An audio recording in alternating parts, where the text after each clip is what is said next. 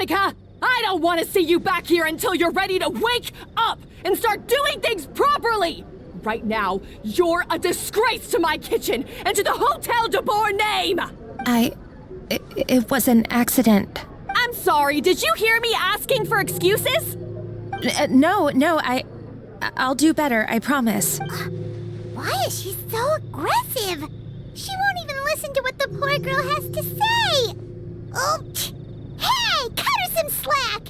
You gotta at least hear her out. Wait! Huh?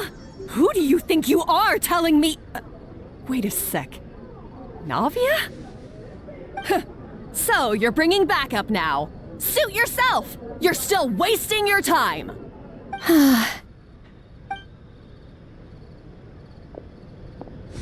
Savannah, is this how you always treat your staff? My staff is right. I'm the one in charge here now. And last time I checked, the Hotel Debord doesn't take orders from the Spina di Rosula. Of course. How you run your kitchen is none of our business. But when a member of your staff is so overworked he becomes gravely ill, that most definitely is our business. We're going to stand up for him, whether you like it or not. Overworked?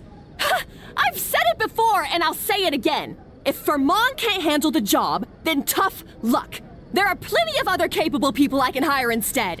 But Fermon can do the job, he just... Monica, back inside, now! Huh? But you said I shouldn't come back until... Just do as you're told, and not another word out of you! Come on, we have work to do! Wow, what a horrible person. Sorry. Looks like I've dragged you into some drama again. Her name is Savannah. She's the new head chef at Hotel Debord. Ever since she took the job, she's been enforcing a brutal work regime and putting a huge amount of pressure on her staff. One guy was so overworked, he collapsed from illness. He's been bedridden for days, and he can barely even talk properly. I'm sorry. It's all my fault. I don't deserve to be a chef. At his family's request, the Spina di Rosula is trying to mediate on his behalf. We're not exactly making a ton of progress, as you saw. Savannah is adamant that Fermon's exhaustion and illness have nothing to do with her or how she's been running her kitchen. She's refusing to have any kind of meaningful dialogue with us. Our next thought was to talk to the other chefs at the restaurant and get a better idea of their working conditions. But with Savannah watching them like a hawk, no one has been willing to open up. And that's why I'm here, doing it the old-fashioned way. Camping out, watching, and waiting for an opportunity. Oh, shoot! It all makes sense now. Sorry. Paimon should have thunk before she spoke. Did Paimon ruin everything? Oh, no, not at all, Paimon. Honestly, the way she was laying into Monica, someone had to step in. I'm sure I would have piped up if you hadn't. And besides, I don't really think I'm built for espionage. Yeah, meaning it's gonna be all the more difficult to get the inside scoop now. Oh, I might as well head back to the Fleuve Cendre then. We'll need to come up with a whole new game plan. Paimon will join you, 'cause this is kinda all Paimon's fault.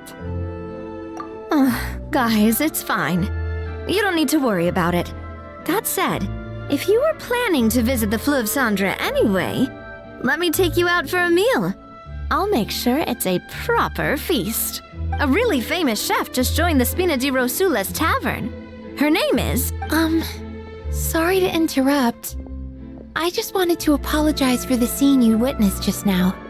We shouldn't subject our customers to that. This is a small token from us. It's some candy from Monica. She asked me to make sure it was delivered into your hands. Monica's the one apologizing? Huh. Clearly Savannah is the one who owes an apology. Our head chef has been a little highly strung lately. Sorry for everything. All right. Since there's candy, Paimon will drop it. not the candy. Thank you for understanding. We'll make sure to pass your feedback on to Miss Savannah. A little highly strung, huh? Paimon doesn't get it. How did someone like her even become head chef? Well, according to Fermat's family, she hasn't always been like this. But that's a story for another time. Let's try this candy. Oh, Paimon totally gets it. Come on, dig in! Huh? Hold on, there's something written on the wrapper. Find Escoffier?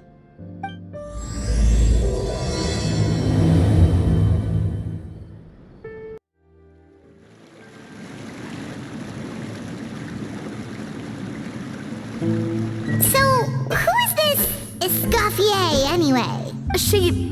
Well, for starters, she used to be the head chef at the Hotel Debord, before Savannah. She recreated the legendary Chateau Debord and restored the restaurant back to its former glory. Safe to say, she's the most renowned head chef in the Hotel Debord's history. After the culinary genius Modeste himself. Chateau Debord? That's the super exclusive cake that they only sell a few slices a day, right? Wow. Why the heck would she let Savannah take her place? Well, apparently, the Hotel Debord was reported for a safety incident. Someone claims that the kitchen was adding an illegal substance to their menu, but none of the chefs had any idea how it could have gotten into the food. In the end, Escoffier decided that as head chef, she should take responsibility, and she was sent to the Fortress of Meripede. The Fortress of Meripede? Well, you're right. The quantity of the substance they found was fairly minimal. Even the guards believed the whole thing was probably just an accident. Escoffier didn't have to stay in the fortress for long, but still, by the time she returned, the role of head chef had already passed to Savannah. So that's what happened. Paimon still thinks it's really unfair. Even though Escoffier is no longer head chef at the hotel, she's still well respected by the staff. So, I'm guessing what Monica wants is for us to convince Escoffier to try and negotiate with Savannah on the staff's behalf. Oh, Paimon gets it! Monica wants Escoffier to come back and kick Savannah out. It's simple. If the new head chef is stressing everyone out, then the solution is just get the old one back. Well, about that. You thought cream of mushroom soup was ready to serve after 3.5 minutes on the stove. You'd have had more sense serving hot water with ice cubes. At least then you wouldn't have wasted all this perfectly good cream and mushroom. What do you say, Hilaire? I'm sorry, Cream. I'm sorry, Mushroom. As you can see, Escoffier is that kind of chef as well. You have to leave it on the heat for long enough to allow those flavors the chance to come out. Don't be fooled by the aroma when the water first starts to boil. Got it? Yes, Chef. Then go back and do it again. The customers are still waiting. Remember where you went wrong and don't repeat the same mistake twice. Yes, Chef.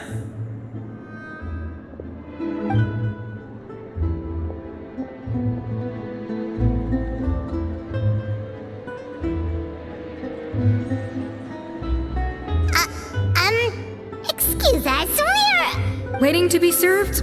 Sorry, we're pretty busy. I'm afraid you have to join the line. Oh, no, we're not here to eat. So you're not paying customers? Then I'm afraid the wait will be even longer. It's hard to talk to Escoffier when she's in the zone. Let's take a seat. We can catch up while we wait.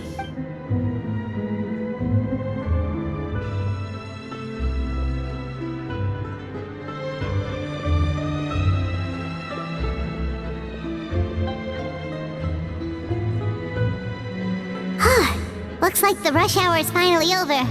Is it always this busy here? These days, yes. I'd say business has tripled since Escoffier joined as temporary head chef. Well, in her words, the Hotel Debord doesn't need her anymore. It doesn't look like she's got any plans to go back.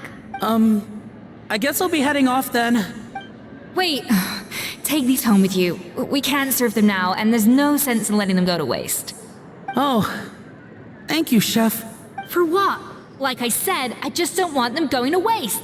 Oh, and tell Fiamma to get well soon, so you're not running yourself ragged every single shift. Fiamma. That's the second time we've heard that name. Who is that again? He's the chef that fell ill from stress. Hilaire is his son. And with Mom stuck at home taking care of Dad, he decided to pick up some work to help pay the bills. Escoffier knows their situation, so she's been making some extra food every day for him to take home. Hey, I heard that, Navia! I've told you before. No one's making extra food. Hilaire is making blunders in the kitchen, and I can't serve his failed dishes, so he might as well take them home. Yeah, failed dishes that just so happen to be nutritionally complete every single time. So, you two must be the world-famous traveler and her companion, Paimon, yes? Is there something I can help you with? Oh, so you know us already. We'll skip the introduction then. We're here to talk about Savannah. Oh, I certainly am. The Spina's headquarters are right next to the tavern. And I've lost count of the number of times Navia's come to pester me about it. But I don't work for the Hotel Debord anymore. And being ex-head chef doesn't give me the right to interfere with that business. Besides, I'm the one who persuaded Savannah to take the job in the first place. What? Well, she was a much gentler person back then. A little timid even. She wasn't at all confident that she was the right fit for the role. That's hard to believe. Are we definitely talking about the same Savannah here? Honestly, I do wonder if she's just emulating me. I mean, I'm not the most pleasant head chef to be around either. Anyway, suffice to say that given the history between us, it'll be tricky for me to tell her she's doing her job wrong without coming across like a huge hypocrite. Fiamma and the others probably think that Savannah gets it all from me. I wouldn't be so sure about that, Escoffier. Look at this note we got from Monica. She mentioned me. Whatever shortcomings you feel you have, it looks like Monica still trusts you. As for the others, well, how can you know what they think unless you ask them? Monica. Plus, it's not like we're asking you to storm in there and raise hell. We're only in the initial phase of our investigation.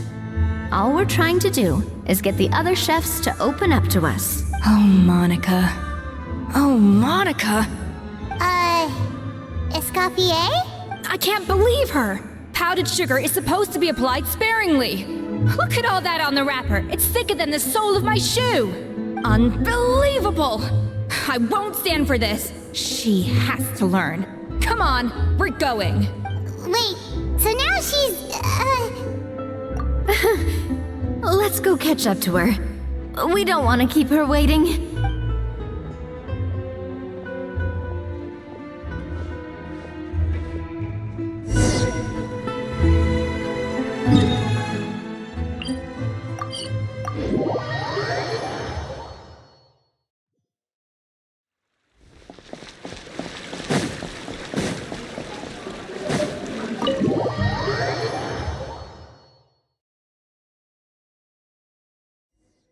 Wait, she looks like...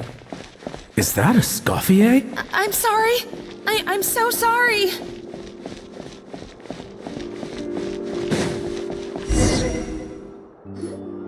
I'm sorry. I'm so sorry. I messed up your order.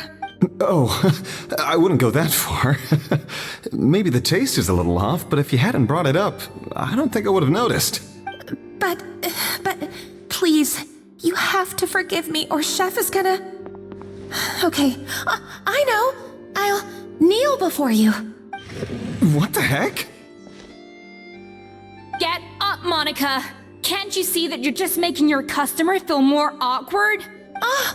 Escoffier? If you want forgiveness, then do what any self-respecting chef would do. Make the dish again. And this time, get it right. You cannot go begging your customers to feel sorry for you. Savannah said that I'm not allowed back in the kitchen until I've corrected my mistake. But if I can't go back into the kitchen, I can't do the dish over. That's some backwards logic. How can you fix your mistake without being allowed to cook? If this is what Fermat had to put up with, then no wonder he had a breakdown. We apologize for interrupting your meal, sir.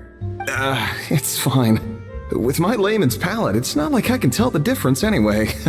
I was actually quite enjoying my meal until she appeared out of nowhere and started apologizing. Gave me a bit of a fright, to be honest. Oh, well, it's because Chef Savannah tasted a bit of the leftover soup from my pot and then threw me out of the kitchen. Gosh, that's pretty strict. Has she always been that way? I don't recall things being like this when Escoffier was head chef here. I gotta say, you're all looking a little worse for wear these days. I mean, Escoffier was strict too, but I think the difference is that her criticism was more constructive, so you knew what you did wrong and how to improve, and we all knew that it came from a good place. Chef Escoffier was hard on us because she truly wanted us to reach her level. But these days, whenever we make a mistake, we just get told to wake up, get your head in the game, or just do it again. And it's only gotten worse since word got out that Chef Escoffier had started working again in the Fleuve Cendre. Monica, you don't need to call me chef. I'm not the boss here anymore. Yeah, but through no fault of your own. What happened back then? That wasn't on you, and all of us know that. That banquet was a huge event, and so many staff were involved every step of the way. With so many moving parts, there's no way of knowing how that Lumiline ended up in the food we served. Lumiline? What's that?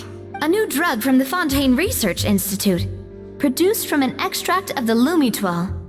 Apparently it sharpens the senses, so they used it to treat people with impaired responses to stimuli. Oh, yeah, I've heard about that. They found out you can use it as a flavor enhancer since it stimulates the taste buds. Makes things pretty addictive. They also found that overuse can have mood-altering effects, and even lead to nerve damage. So it quickly ended up on the guards' list of controlled substances. Unfortunately, however, some food products containing the additive had already made it to the market by the time the guards banned it from the restaurant industry. Everyone knows that in all likelihood, someone probably just purchased a batch of contaminated ingredients by mistake. But you took all the blame. We all know why. You just didn't want to see this turn into a place where tensions are constantly running high. Because everyone's suspicious of each other all the time. And now look at you. A fry chef in the Fleuve Cendre. What are you trying to say? Sure, the Spina's Tavern is no Hotel Debord, but come on. It's not that bad, is it? Oh, the Fleuve Cendre, you say? Great. That's where I'm dining from now on. Monica, I'm very happy with my current job. And there's no changing the past. We just have to let bygones be bygones. Besides, at the end of the day, I was the head chef, regardless of whose mistake it was. Ultimately, the responsibility lay with me. If only Savannah was half the boss you were. I'm sorry?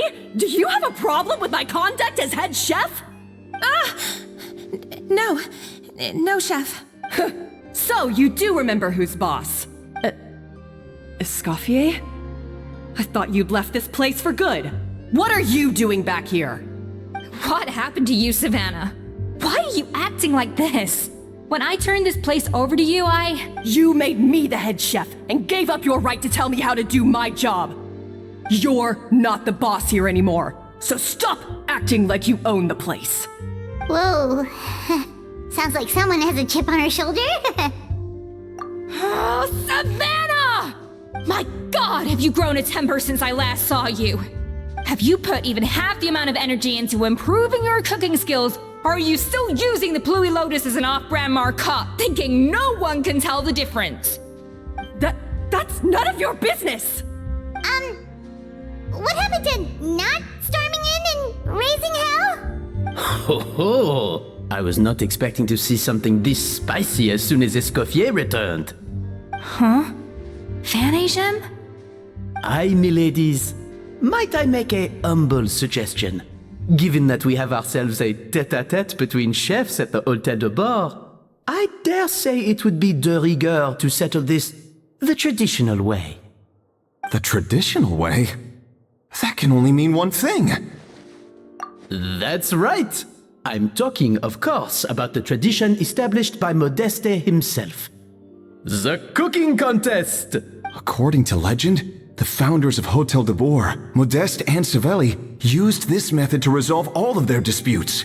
Everything from petty arguments over next week's menu to disagreements over the strategic direction of the restaurant. The cooking contest would decide who had the final say. Huh. Sounds like they had a lot of free time on their hands. Ah, well, it might sound that way to us. But in fact, the cooking contest played an enormous role in motivating chefs to hone their skills, reaching new heights of excellence in the culinary arts. And indeed, the reintroduction of this institution in recent years has surely been instrumental in transforming the Hotel Debord into the top-ranking restaurant in Fontaine. Reintroduction? Someone brought it back? Who? What say you, Escoffier? Surely you of all people won't back down from this challenge. It was you who put the rule in place, after all. Sure, I reinstated it, but I'm not a chef at Hotel Debord anymore. Isn't this bending the rules a little? I see no issue as long as both sides agree to the terms. We could simply treat it as an exhibition of sorts. Savannah, any objections? Exhibition. Huh. No. If we're going to battle it out, let's put it all on the line. If I lose, it's up to you what happens to me. I don't want anything to happen to you. But if you lose, you hand over the Codex Debord to me. What? The Codex Debord? Only the legendary handbook written by the original head chef Modeste. It contains all his secret recipes, including Gâteau Debord. It's the greatest treasure in Fontaine's culinary world, and only the present and former head chefs of the Hotel Debord have the right to read it. Present and former? Wait, but that already includes Savannah, though. What do you want that old thing for? You have your own copy, don't you? Don't take me for a fool. You know perfectly well what I mean. I want your copy, the original version, the one you took with you when you left us. I'm sorry, I must be missing something. You know, there's no difference between the original and the copy, right? They contain the exact same recipes. Stop trying to change the topic. What's wrong, Escoffier? Scared you're gonna lose to me? Or are you scared of me getting my hands on the original codex? Savannah, you may remember that we gave her the original as a parting gift to thank Escoffier for her years of service.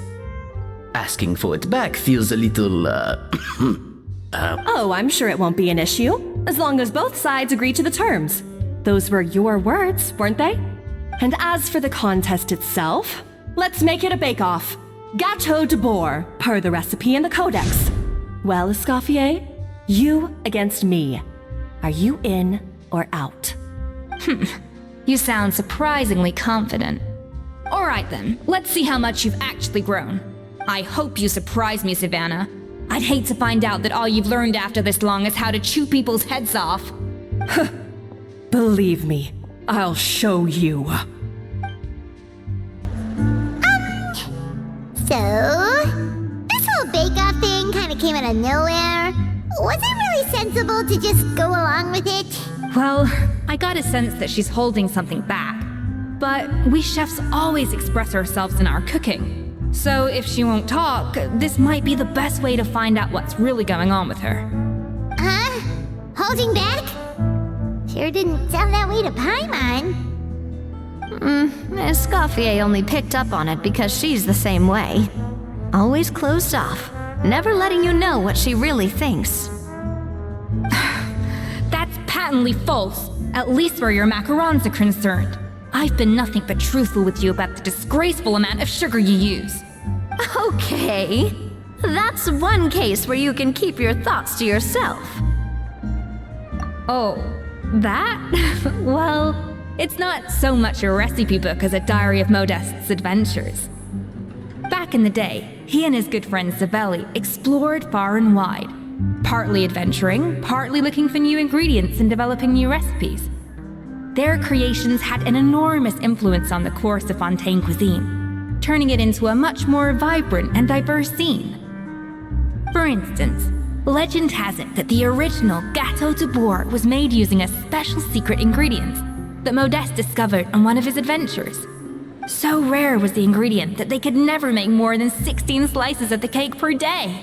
But everyone who tried it claimed that it was one of the most blissful and invigorating things they had ever tasted.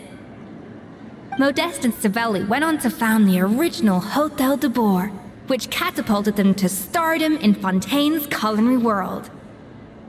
Especially Modeste. He was hailed as a once-in-a-generation genius, and over time, the recipes from his adventure log became known as the Codex Debord. Ah, Paimon's heard this kind of story before. Armed with the Codex, the Hotel Debord took its rightful place as the finest restaurant in the land, serving those recipes for centuries to come. Something like that? What? No, of course not. Cooking is a constantly evolving art form.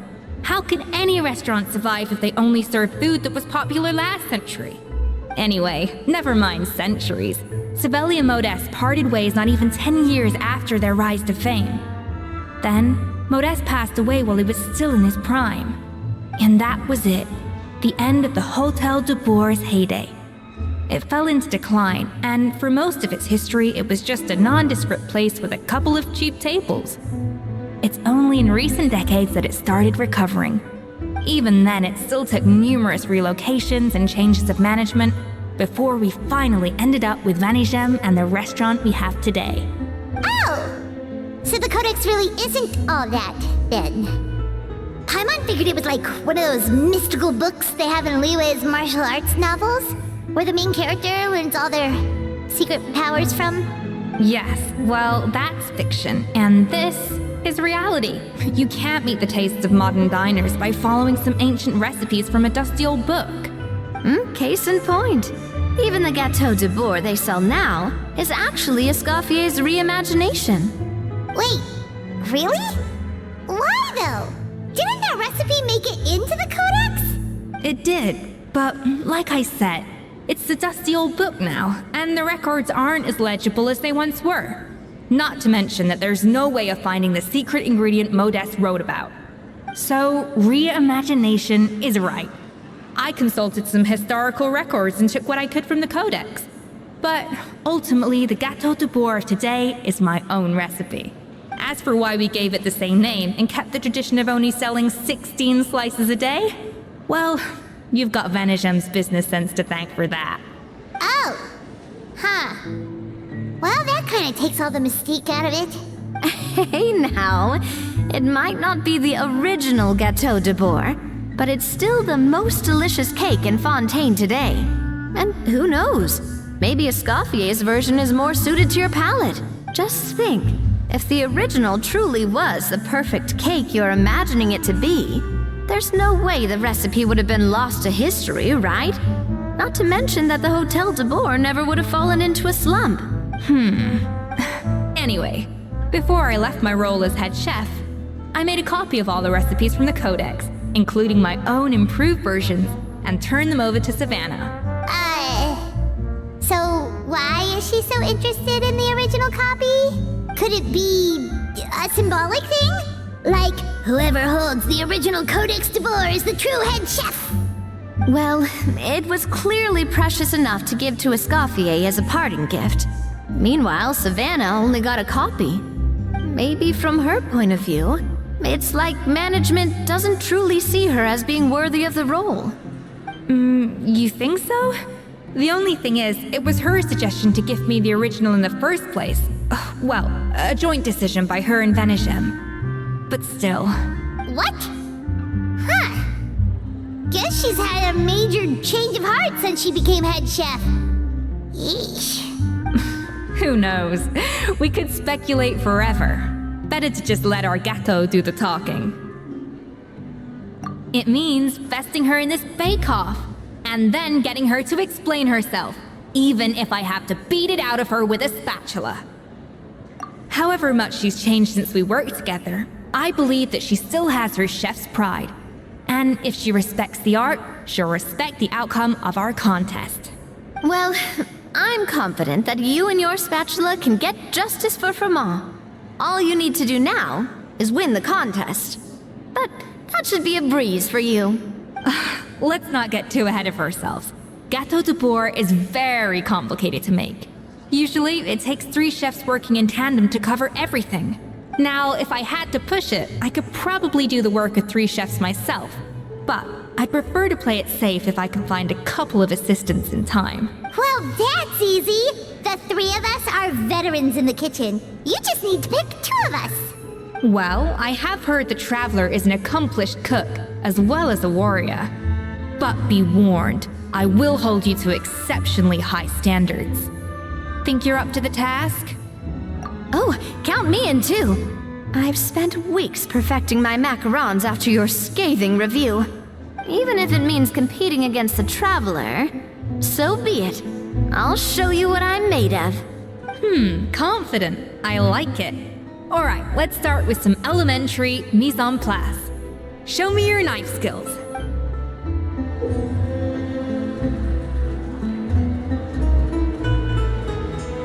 I've always called it chopping stuff up, not mise en place.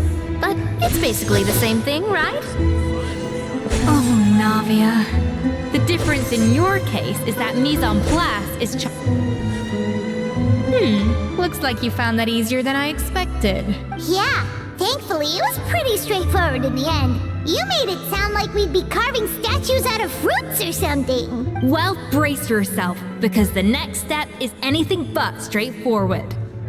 I'll be using this cold press to extract flavor compounds from the ingredients. A kind of special food processor I got the Fontaine Research Institute to make for me. It uses cold temperature extraction to isolate the essence of cooking ingredients, which can then be used to flavor dishes more precisely. But this isn't exactly standard kitchen equipment, so that probably didn't make a whole lot of sense. Let me give you a demonstration instead.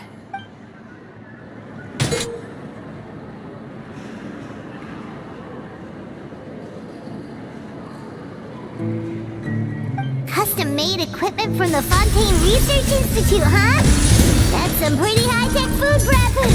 I've never used anything this weird before. Cool. Now, Finally on the right path. And done. These are the flavor compounds extracted from our ingredients. I processed all the fruit you chopped up earlier. wow! Even the smell is so much more concentrated. What next? Do we add all this stuff in? Absolutely not! Throwing everything in at once will ruin the balance of flavors. We have to go slowly and carefully to calibrate the exact flavor we want. I'll demonstrate again. Now, watch closely.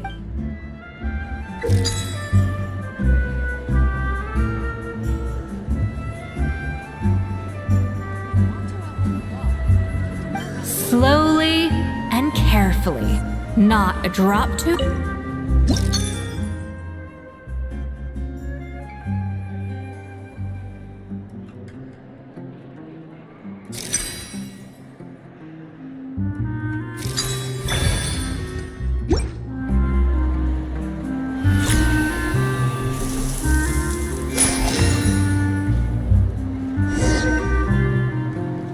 And voila! Now it's your turn.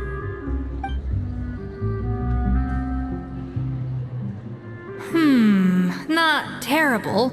Considering this was everyone's first time blending flavor extracts, it could have been worse.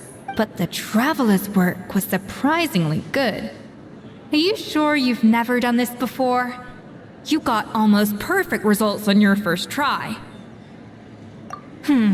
That goes without saying. Still, credit where credit's due. You did well. Alright, now for the part I've been looking forward to. I want each of you to cook something from the Hotel Debord's current menu. I'll judge your submissions and give you a final score. That's right, The true test of your cooking skills is the finished product. It'll be good practice for the contest itself. Now get to it. Chop chop!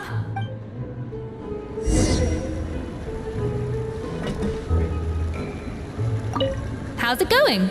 Have you picked a dish yet? Choose wisely. I expect you to present the most delicious thing on the menu.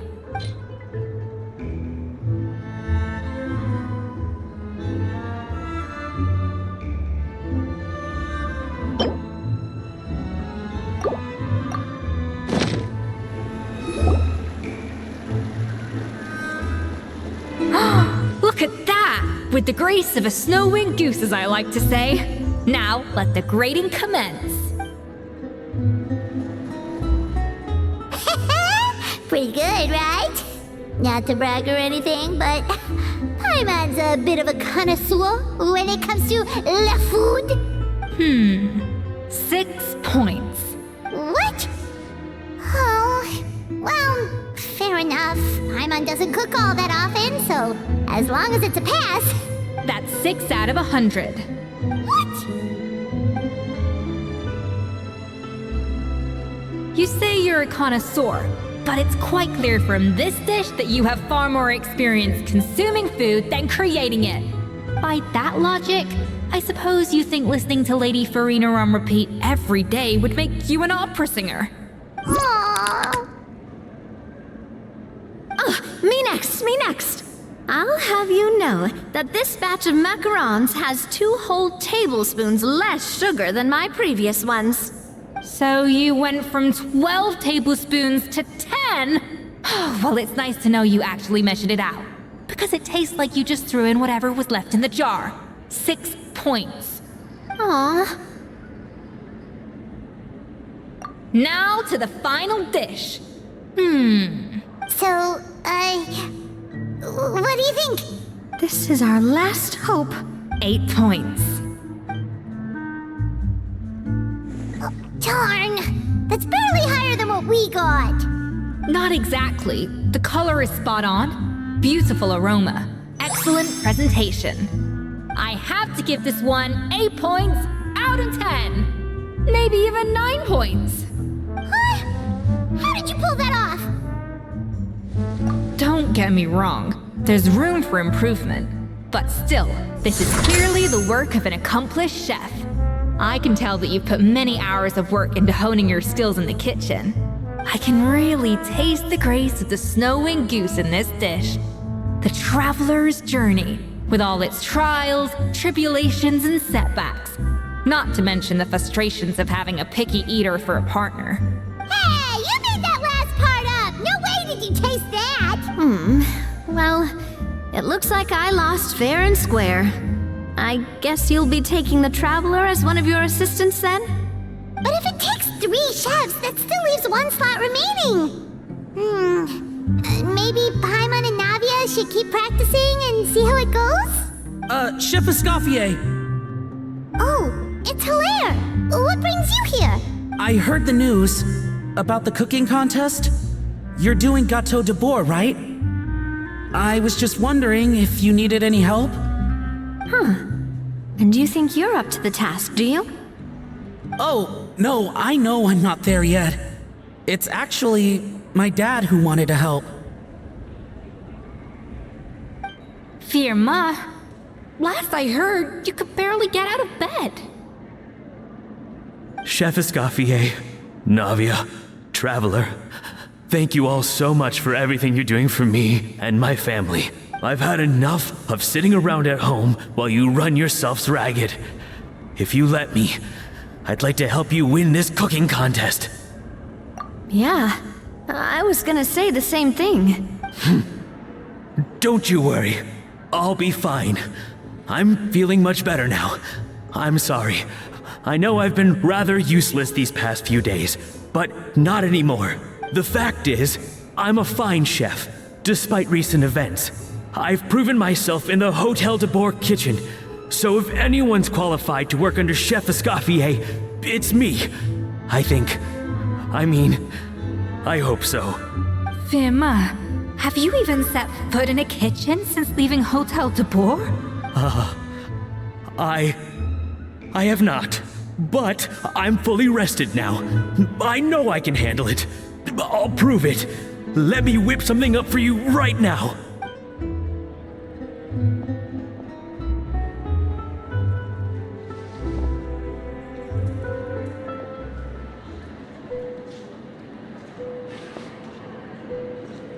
Huh?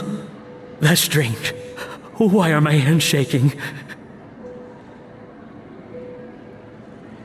What do you call this, Verma? I can't seem to grip my knife. Do it again! Again! Again! I... Hopeless. Get out of my kitchen yesterday. Dad, what's wrong? I don't understand. I was feeling so much better, and then Will I never be able to work in a kitchen again? Dad, talk to me.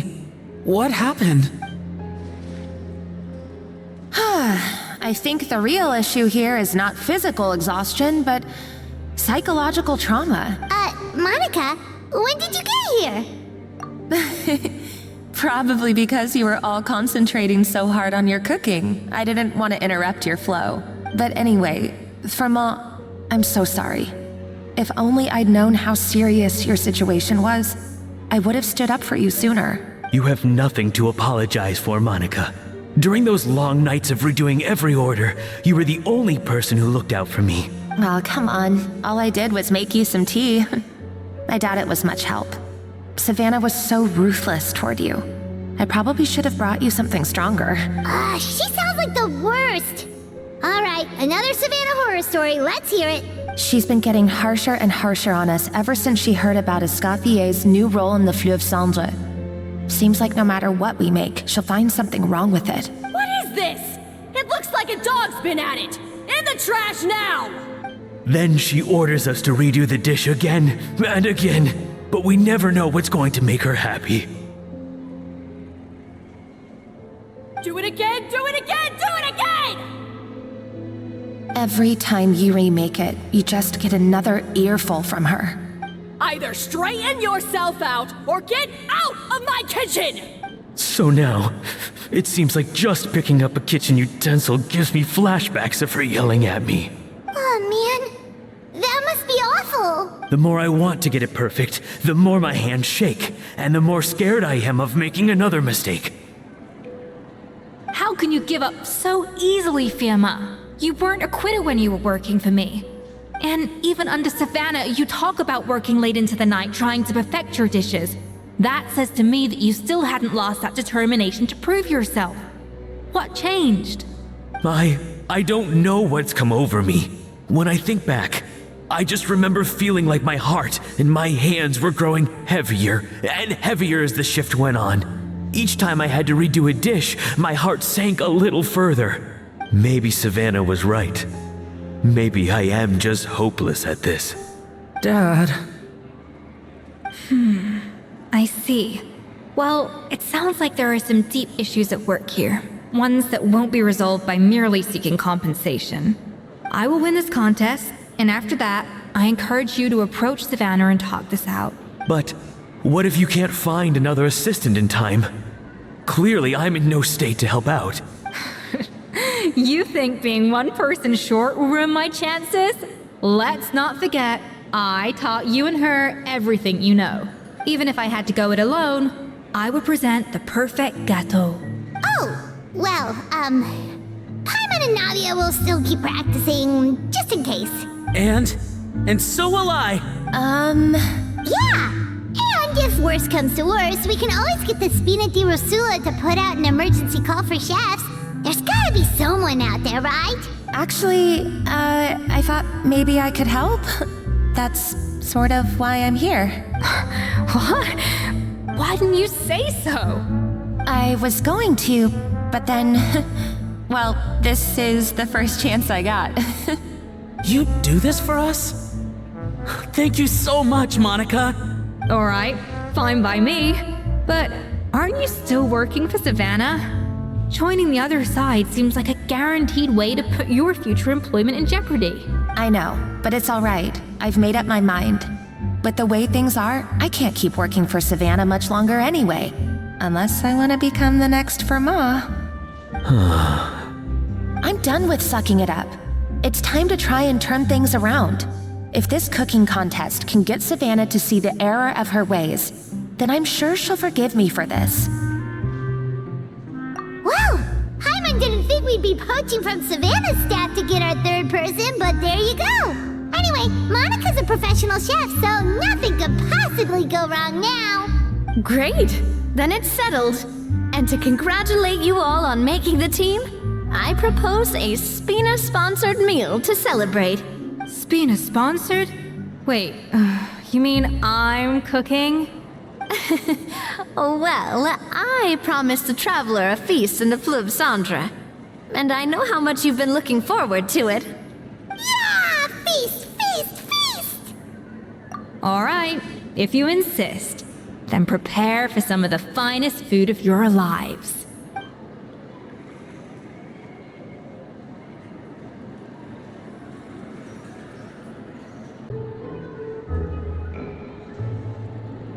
That's not a bad idea, actually. Wait, hold on. You need to finesse that further.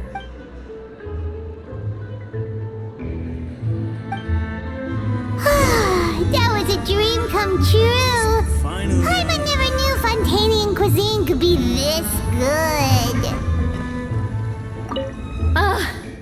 I wish I could eat that all over again. It's not often that Escoffier goes all out like this. And it's all because of you, traveler.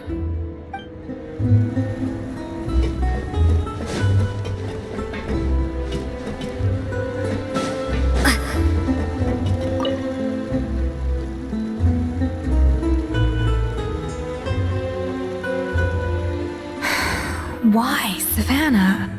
Why? Oh, nothing.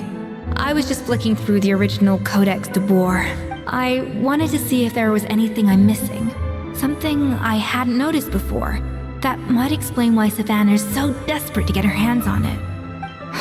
But I can't find anything. It's just some hastily scribbled recipes in between diary entries from Modeste's adventuring phase. And most of it's not even legible anymore. The copy I gave her not only has all the recipes in full, but even includes my own private tips and notes from years of experience. Surely that's infinitely more useful than this old thing. Yeah, maybe. Still, it's just hard for me to imagine that the Savannah I knew would go to all this effort just to make a point. We were. At least I always thought we were. She was a little shy, but meticulous with everything and everyone she dealt with. She made a few mistakes here and there, but she was quick to correct them whenever they were pointed out. And she was always striving to improve as a chef. Those qualities are why I recommended her to replace me as head chef. I never imagined for 1 second that she'd cause Fiamma and the other staff so much grief. Well, I mean to an extent, of course. I pushed hard for her to get the role. And the idea that she turned out like this because of me is difficult to come to terms with. I wonder if this is how Modeste felt back when he was writing the Codex. Yes, with his good friend and co-founder of the Hotel Debord, Savelli. The story goes that after Modeste unveiled his Gâteau Debord and was hailed as a culinary genius, he was admired and adored by all. But his newfound fame slowly drove him and Savelli apart. Unlike Modeste, whose every new creation was an instant hit, Savelli seemed to face setbacks at every turn. Doors that would swing wide open for Modeste would shut in Savelli's face.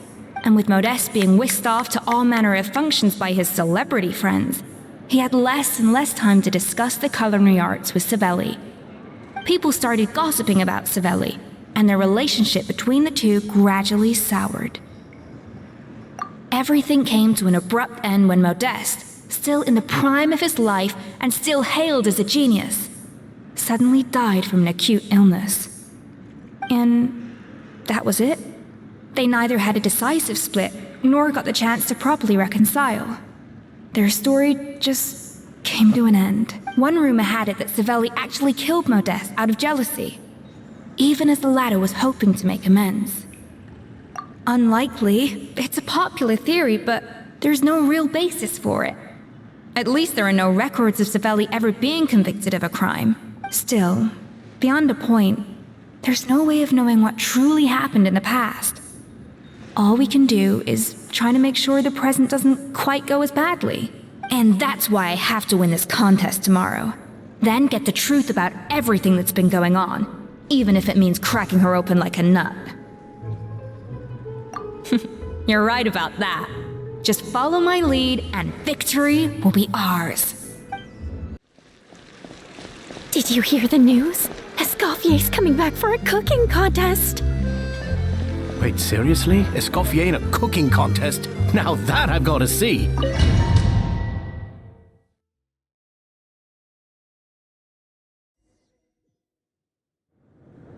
Mesdames et messieurs, welcome one and all to the Hotel Debord and to this most exciting of cooking contests! Savannah, I brought the original copy of the codex you asked for. Monica?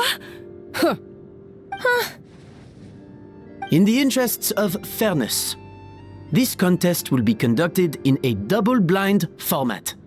Once the dishes are complete, they will be sent to the back of the kitchen where they'll each receive a label. The labels will be placed out of sight underneath the plates, only to be revealed after the judges have sampled them and reached a final verdict. This is to ensure that no one will know which dish is made by which contestant. As one of the judges, I promise to be fair and impartial. When my meal got interrupted yesterday, I never thought this is how they'd make it up to me. Getting a seat on the judging panel is a pretty sweet deal. Both contestants have taken their positions. Then, without further ado, let the Hotel Debord cooking contest commence!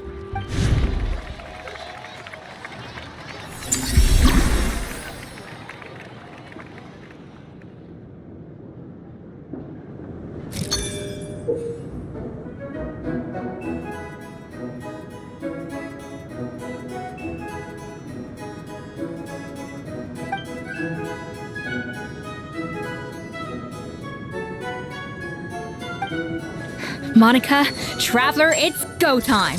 Even the best chef in the world can't flavor their food without prepping the flavoring, right? Alphonse, Gaspar, get to work! Do not disappoint me. Looks like our two head chefs are raring to go. Like an oven on full blast, this competition is quickly heating up.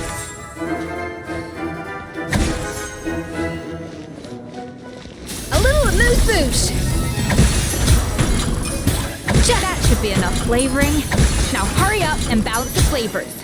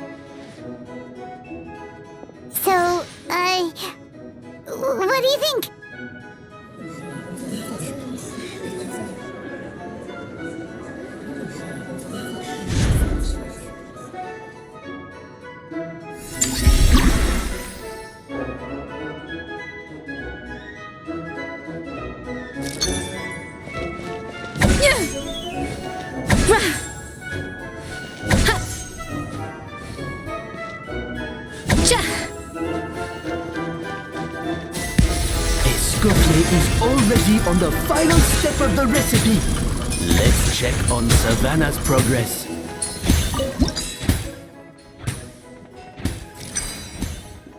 The balance of flavors is about right, but the quantity is too low.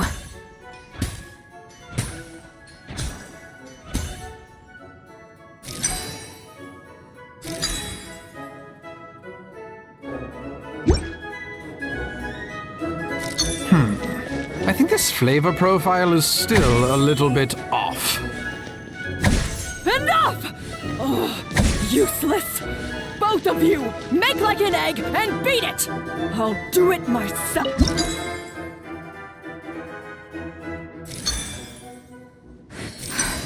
Stay calm, Escoffier. There has to be a way to balance the flavors. Just think. Wow! Is Savannah serious? Can she really make up for lost time working alone?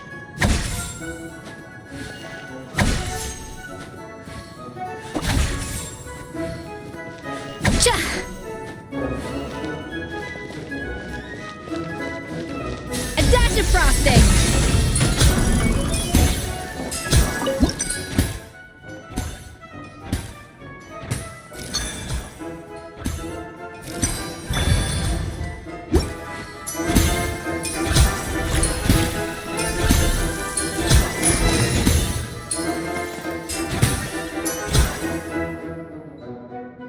You can't match Escoffier's talent.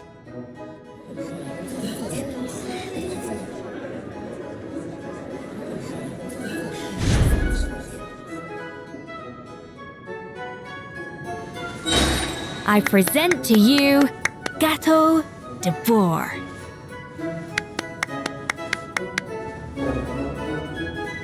A burst of flavor!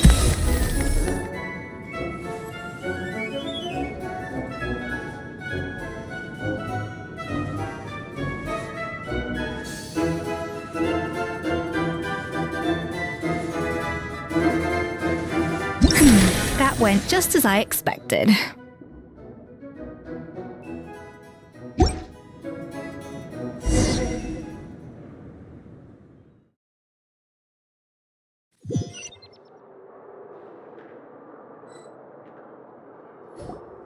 Time's up! Contestants, please take your dishes to the back.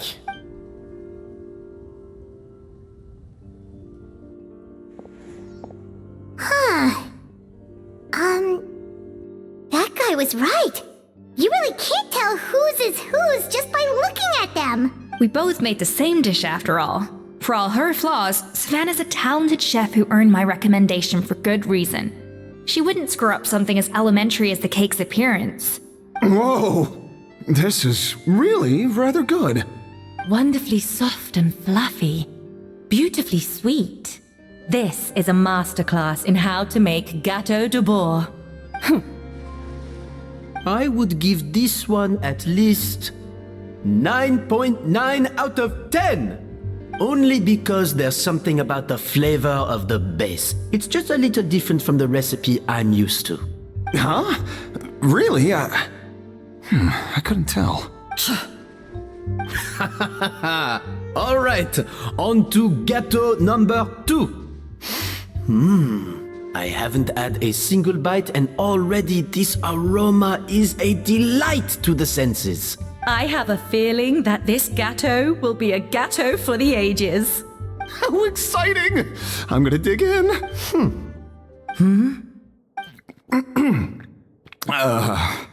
I think maybe someone got a little carried away when they were adding the sugar. Not just the sugar, it's the flavors too. This is all over the place. Who made this? It appears the decision is unanimous. This gâteau is far below the standard we would expect.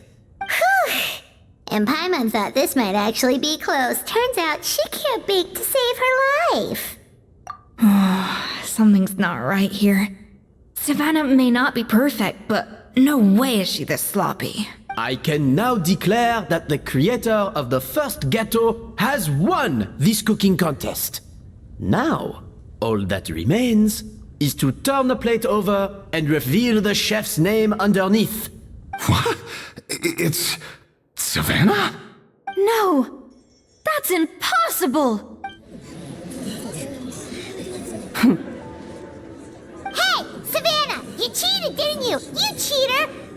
What did you do? Oh, you swapped the plates, didn't you? Well, someone's a sore loser. These cakes went from the oven to the judge's table without me ever laying a finger on them. And everyone here can attest to that. It was Vanejem's staff who labeled them in the kitchen. If you're looking to accuse someone, why don't you start with them? Isn't it more likely that Escoffier's lost her edge? Oh, or maybe her assistants let the team down. You take that back! Judges, we demand a rematch. That's enough. What's done is done. As head chef, or rather as team lead, I take responsibility for the dish I served. Whatever went wrong and however it happened, I should have spotted it. Savannah, I didn't think you'd stoop this low just to beat me in a bake-off. What happened to your chef's pride? I don't know what you're talking about. If you want the Codex Debord that much, you can have it. Escoffier, no! But you must promise me that you'll apologize to Firma and compensate him for everything you put him through. It's a little late to be negotiating terms. The contest is over and I won. That means you owe me the Codex, and I owe you nothing. Look, Savannah, you may have fooled everyone else, but can you really fool yourself? What I'm offering is to accept defeat without looking to expose what you've done. But only on the condition that you promise to stop putting so much pressure on your staff. Fine. I'll treat this as your final handover of duties from one head chef to the next. So, will that be all, ex-head chef? Or is there any other unfinished business you'd like to leave in my hands? I didn't mean that to be a scolding from your former boss, just a word of advice from a fellow chef and a friend. But I don't know if you're even open to input from other people anymore. I know what I'm doing. I don't need your advice. All right, fine. I'm glad to hear it.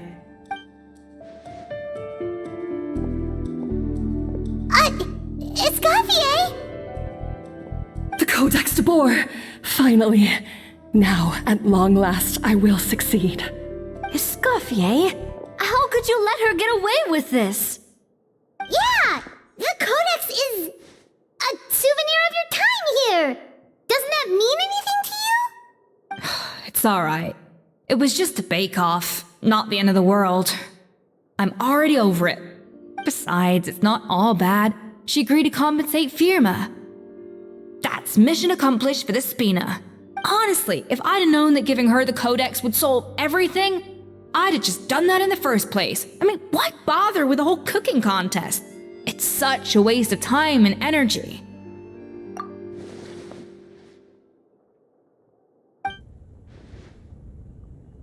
No.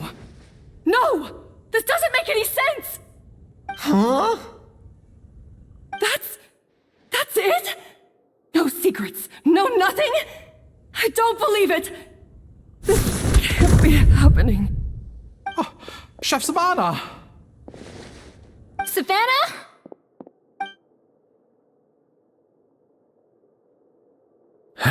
It's nothing life-threatening. Just a lot of pent-up stress and exhaustion. Oh, I knew it.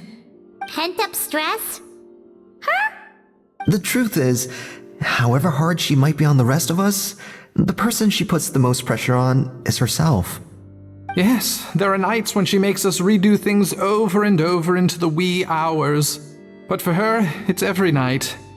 She'll hide herself away in the kitchen, working on new techniques and recipes, and only realize how long she's been at it when we come to work the following morning. But why? Why would she do that? Our best guess is, she doesn't want to be seen as less of a chef than Escoffier. and there it is. Even so, that's no excuse for taking her anger out on the rest of you. Yeah, and it's definitely no excuse for cheating in the cooking contest. About that, we honestly have no idea how she did it. We were focused on our own work the whole time, like she asked. Leone and Algalia were the ones I tasked with labeling the cakes. I've already spoken to them both. They're at a loss to explain it too. Not to worry. Come on, join me downstairs. I'll interrogate the guilty gâteau myself.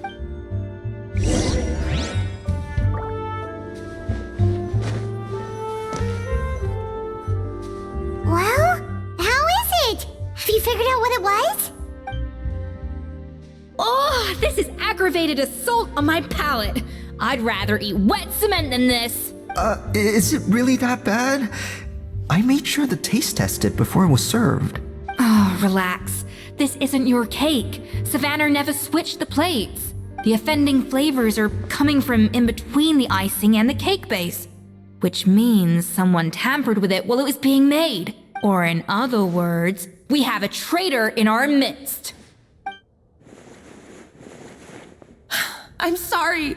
I was forced into it. It was Chef Savannah. She said if I didn't cooperate, she would... Calm down, Monica. I've already accepted defeat. And if I wanted retribution, I would have brought this up when the results were announced. Whatever's going on with you, just spill the beans. There's no need to hide it. I was the one who caused the food safety incident that one time. Food safety? Wait, you mean the Lumaline incident? So you procured the contaminated ingredients? I think so. Savannah and I were on procurement that day. I didn't check everything as well as I should have, and so I let contaminated ingredients make it into the kitchen. But I swear I didn't do it on purpose. I had no idea there was an issue with them, and I didn't know it would end up with Escoffier going to jail. But the last thing I expected was for Savannah to use it as leverage to blackmail me with... This is crazy! So Savannah pressured you into sabotaging Escoffier's cake by threatening to expose your secret if you didn't? I know, it's terrible. I'm so sorry. I was so scared. The thought of Chef Escoffier finding out that I put her in jail, it made me freeze up with fear. I thought Escoffier would hate my guts if she ever found out, and yet somehow that's ended up in me doing something even worse. Seriously? All this fuss over a little slip-up? Huh? Firstly, it's not like I got a life sentence. I did my stint at the fortress, and now I'm out. And secondly, I had my own reasons for leaving the Hotel Debord. This wasn't the only factor. So you don't need to feel ashamed or frightened or anything like that. Any more than you need to add butter when you're pan-searing foie gras. You mean... you forgive me? Oh, well, I'm not saying you don't have to take responsibility for your mistakes. You should tell Vanagem to mark down your performance for the past few months. Then do some digging and find out exactly where those contaminated ingredients came from. Sure, you've made mistakes, but now's the time to fix them. Understood? Understood. Good. Now, back to Savannah. What about the original codex would compel her to resort to blackmail? I have my suspicions. Not that I've got any proof to back them up, though. Ugh. What happened to me? I've overheard some customers murmuring about how the Hotel Debord hasn't been the same since Escoffier left. They think our menu doesn't taste like it used to, especially our signature items. Now that you mention it, I noticed it during the contest too. I couldn't put my finger on it, but the flavor seems subtly different from how it used to be. But the difference was so small, I'm sure no one would notice it besides our most loyal customers and true dessert connoisseurs. Still, as head chef, it's easy to see why Savannah would get so hung up on it. So many times I've seen her make the cake base over and over again, late into the night, determined to match Escoffier's version. but something's always slightly off every time. Yeah, I've noticed that too. Never really gave it much thought, though. Thinking back on it now, it's clear that Savannah's been in a downward spiral ever since Escoffier left. She wants to prove that she can fill Escoffier's shoes. That's gotta be the reason. But after countless setbacks, she's getting more and more unhinged. And at some point along the way, she switched from doubting herself to doubting Escoffier. Doubting Escoffier? For what? Yeah, it would explain why she was bent on getting the original at any cost. She must have thought Escoffier purposely omitted key details from her recipes when she copied them out. Also, she could retain her place as the #1 chef in Fontaine, the only one privy to all the secrets of the trade. Oh, for goodness sake, what a stupid idea. Of course. Then she finally got the codex only to discover that the secret recipes she's been pining for don't exist at all. Seeing how utterly wrong she was must have been a real shock to the system. It probably brought up everything at once. It overwhelmed her, and she passed out. There's still one thing that doesn't make sense, though. If Savannah had the real recipe all along, how come it tasted different? She might not be on the same level as Escoffier, but surely after like 50 attempts, she'd get it right one of those times. You'd think so, but geniuses like Escoffier are in a league of their own.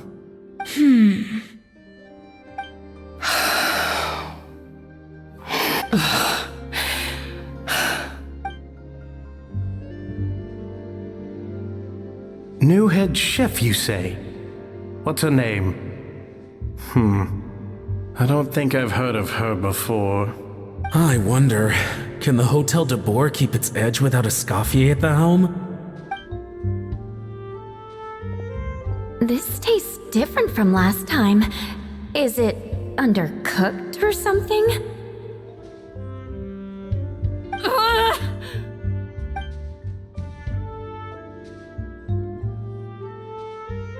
Take this. It's a copy of the Codex Debord. From now on, you will be its keeper. Don't listen to the doubters. If I say you can do it, then you can do it. Even if you don't believe in yourself, at least believe in me. Hey, did you hear me? Once I'm gone, the restaurant is all yours.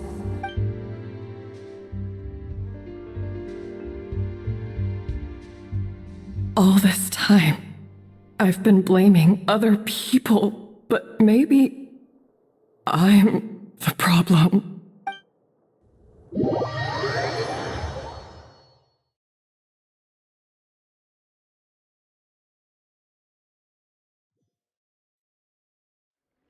I sincerely apologize for putting everyone out. Savannah's awake now, but I don't think she's ready to speak to anyone yet. Let's give her the day to calm down. I'm sure you'll have the chance to talk everything out tomorrow. In that case, I'll go and update for Ma and his family. I wonder what he'll make of all this. So, we'll come back tomorrow then. That was a long day. I think I've earned myself a sweet treat when I get back home.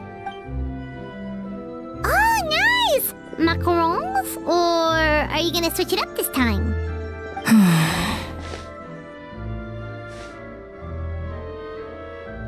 Traveler, how much do you know about the snow-winged goose?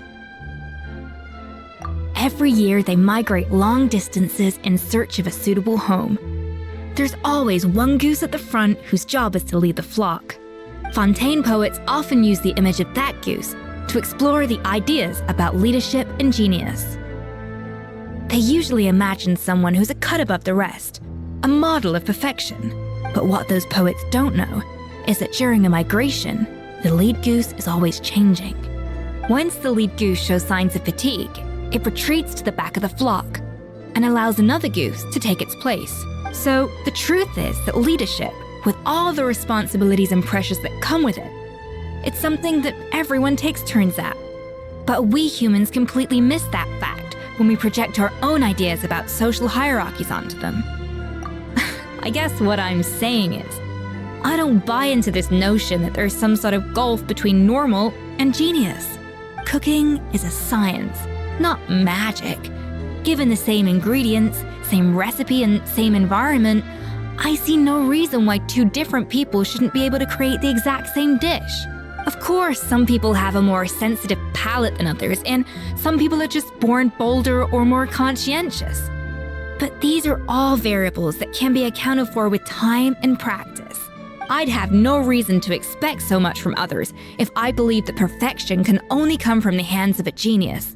The only reason I hold people to high standards is because, well, I believe they're capable of greatness. Okay, I've made up my mind. I'm gonna get to the bottom of why Savannah failed. And come tomorrow, I'll give her the scolding of her life, pointing out all the mistakes she's made along the way. Then she'll finally see the error of her ways.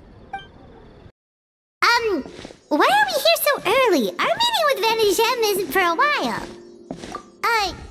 Check on her? Why? What happened? Oh no. Escoffier, are you alright?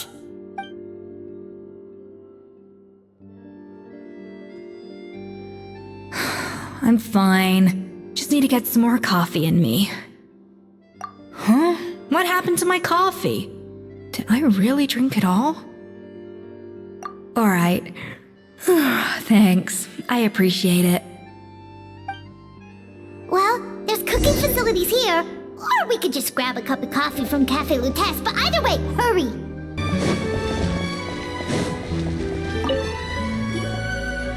Hello! What can I get for you? Sure thing. We're here to go. Huh? Oh, I see. First cup of the season. Yeah, I get it. Young people these days do love their little surprises.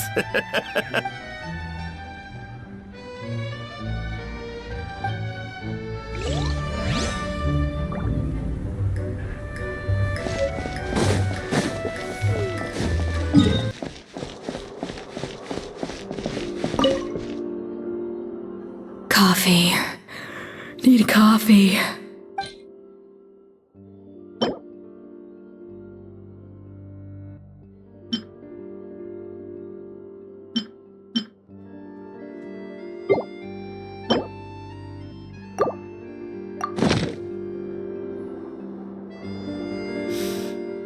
I smell coffee.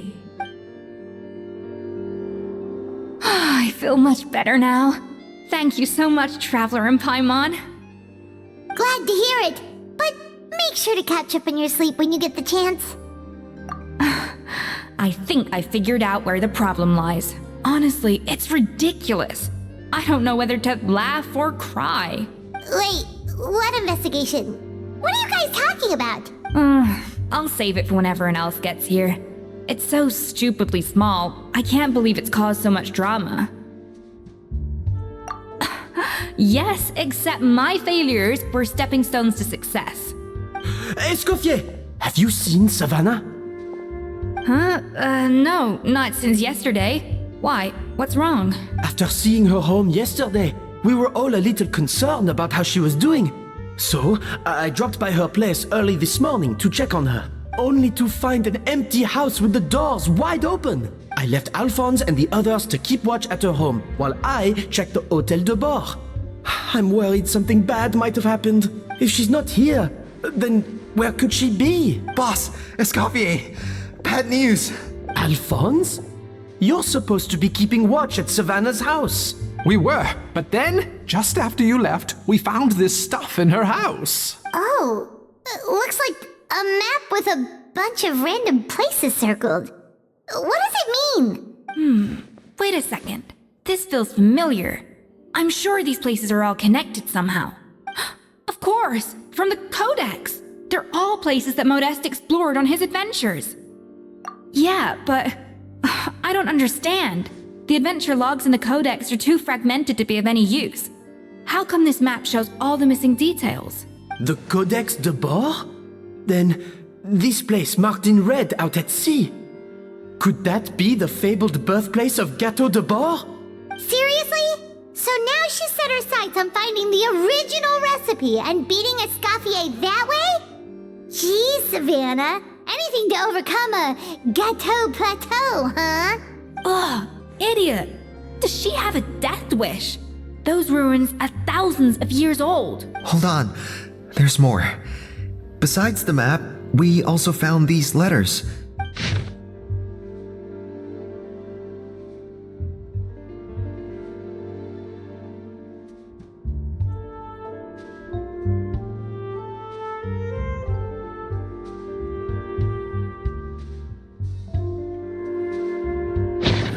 It was you. You let the Lumaline through, didn't you?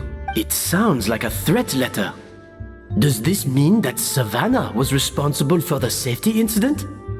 And not Monica after all? Retrieve the codex by any means necessary. So the cooking contest and the cheating. Someone else was behind her pulling the strings? She's keeping the true recipe to herself. Ugh, this is all such a mess. Paimon needs a second to process this. First, we thought that Savannah forced Monica to cheat in the cooking contest. But now, it turns out that someone else forced Savannah to force Monica to cheat?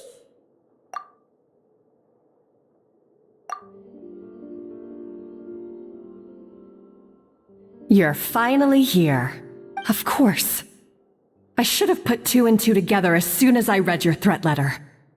The food safety incident, the demand for a cooking contest, the instruction to blackmail Monica, even the suggestion that Escoffier was keeping secrets from me. It was all part of your grand plan, wasn't it, Monica? We should be getting close to the spot marked on the map. Of all the stupid things she's done, this really takes the cake. The moment we find her, I'm gonna curse the living daylights out of her.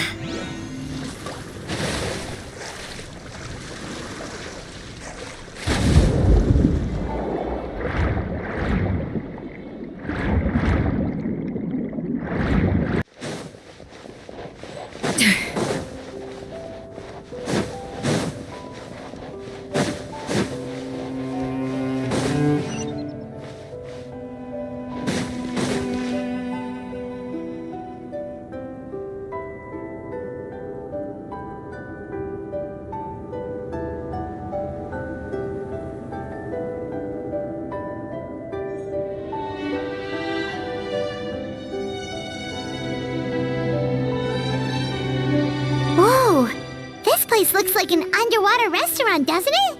Suddenly, the idea of an adventure chef finding secret ingredients makes a whole lot more sense. I think Modest's codex mentioned this place. A public bath from the time of Remoria. So yeah, definitely the kind of place that would have served food and drinks. Huh? Some blubber beasts have come to join the party? How did they get here?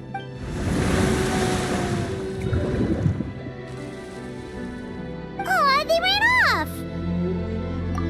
That could be easier said than done. Something's blocking the entrance. Well, did Modeste mention it in his adventure logs by any chance? They must have gotten through somehow. Good point.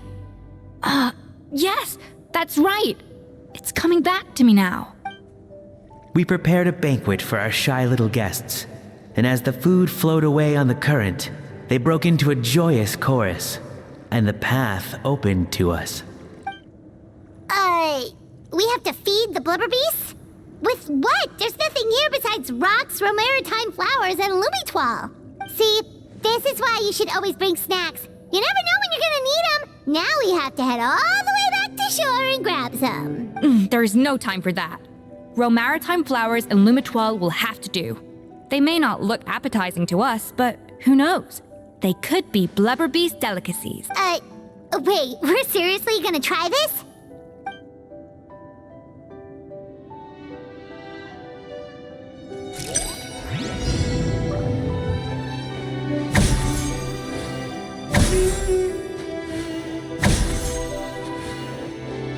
To the freezer!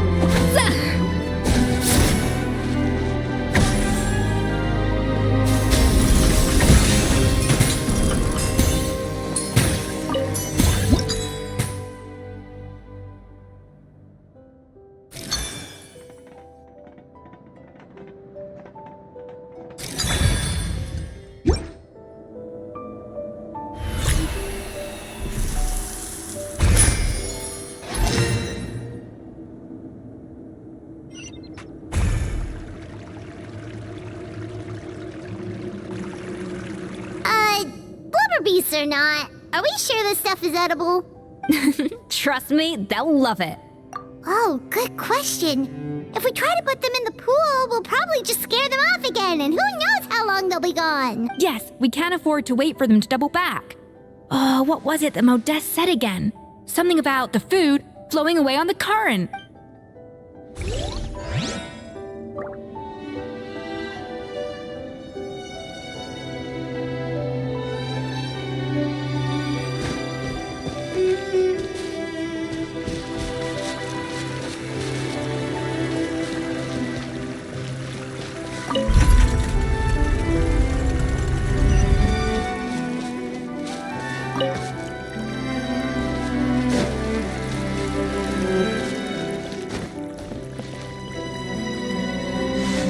Hey, be careful! Scare them off too much and they might not come back again. Wow, it's really singing! It must taste better than Paimon thought!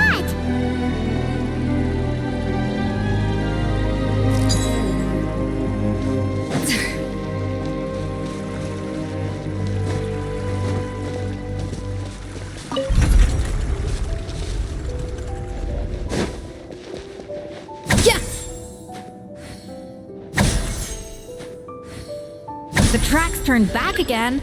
Oh, so annoying.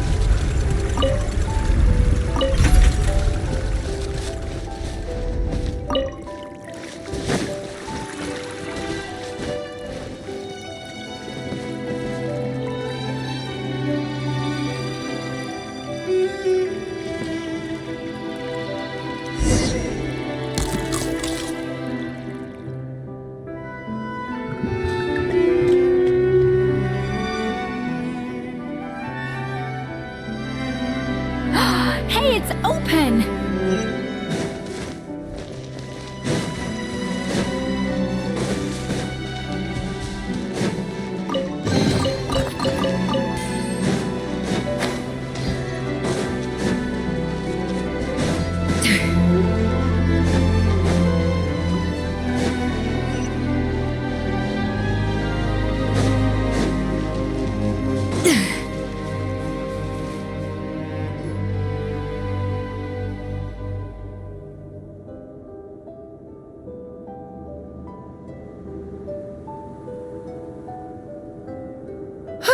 Hey, give me your water. Here. I said your water, the one you just drank out of? Sure.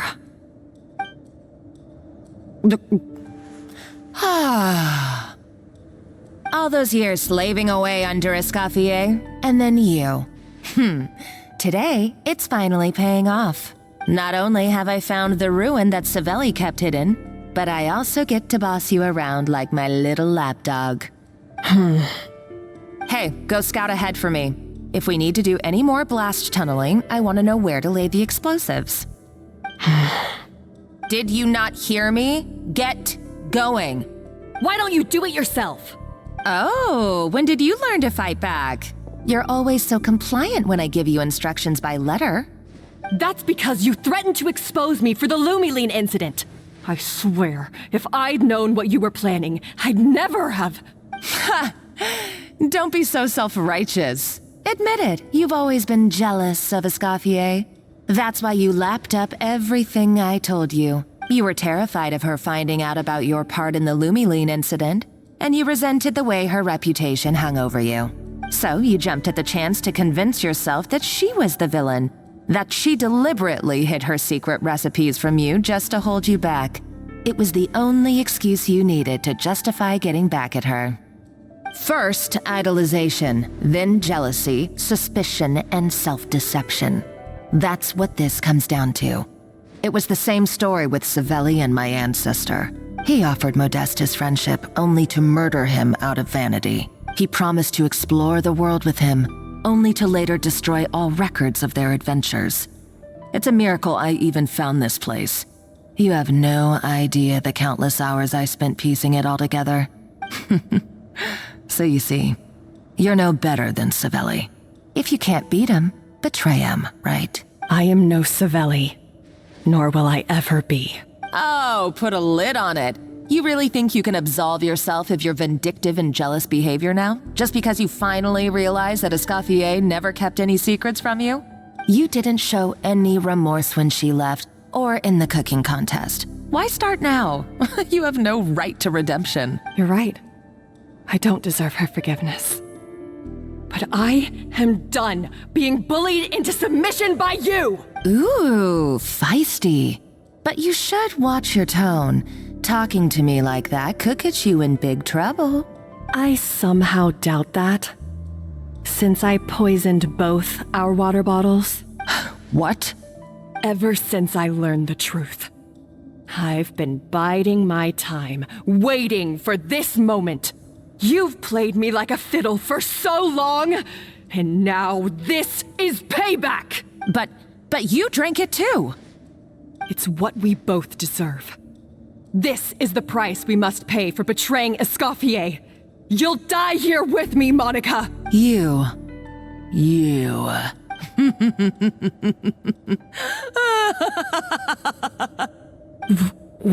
What's so funny? Oh, you're too much. I thought I'd play along for a bit just to amuse myself. You gave a very rousing performance. I saw your dumb plan a mile off. There's no poison in these bottles, just clean, fresh water. No. Revenge is a dish best served cold, you know? Did you really think your half-baked plot would fool me? You're a lousy chef, and you make a lousy villain too. A complete waste of space. No wonder you never amounted to anything. Everything I ever did was a failure. And now, I failed again, for the last time. Hey, why don't you try your hand at being a comedian in your next life? You got a good laugh out of me. But now the show's over. You should have just done like I asked, Savannah. All I wanted you to do was scout the ruins for me.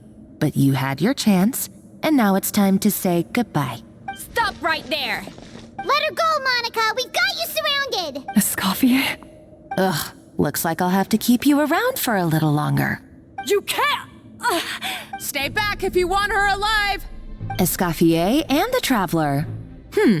I can't take you both on in combat, but if you so much as flinch, I can end Savannah's life in a heartbeat. Monica, what are you hoping to achieve by this? You're about to commit murder, and for what? A recipe? A recipe? You chefs are all blinded by your myopic focus on kitchen affairs.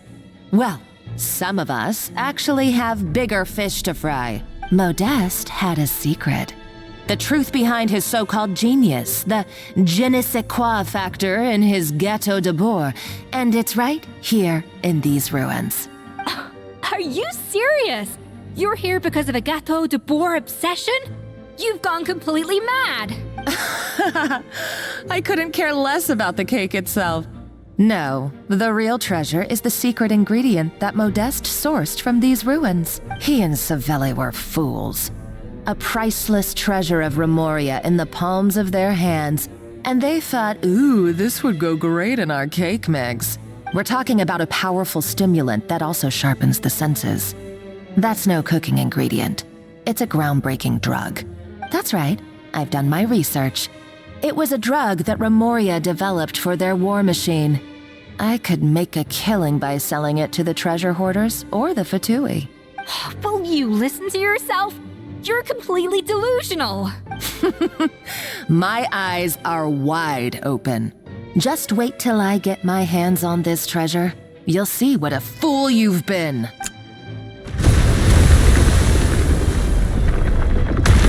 Wait, what's that sound? when I thought she couldn't get any crazier. She's lucky the whole place didn't collapse. Uh-oh! Savannah's going too! Monica must have taken her. Oh, what a coward. She's only taken her hostage because she knows that she's no match for you. That's true. Even if she finds the treasure, she'll need Savannah alive if she wants to get out of here in one piece. Oh, well, our path's been blocked, so let's look for another route.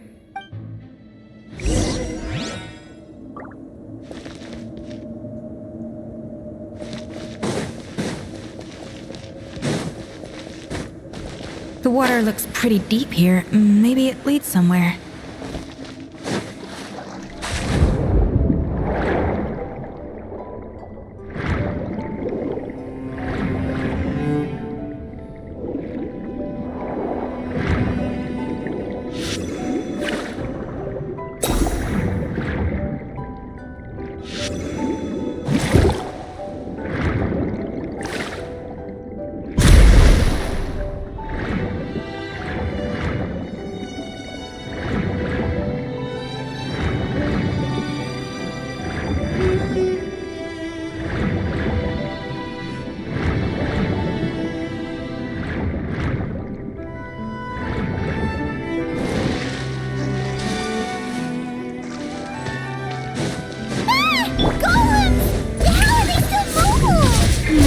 Awakened by the explosion just now. Alright, Knife Skills 101.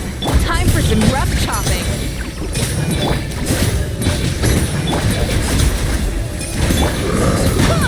Wait, hear me.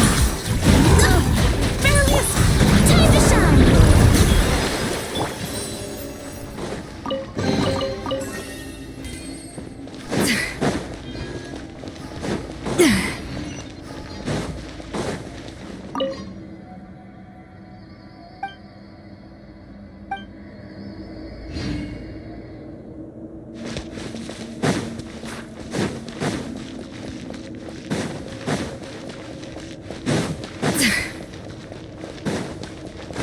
Another door?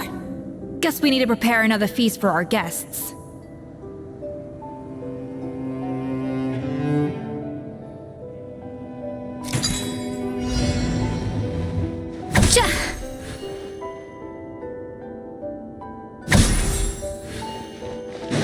A dash of frosting!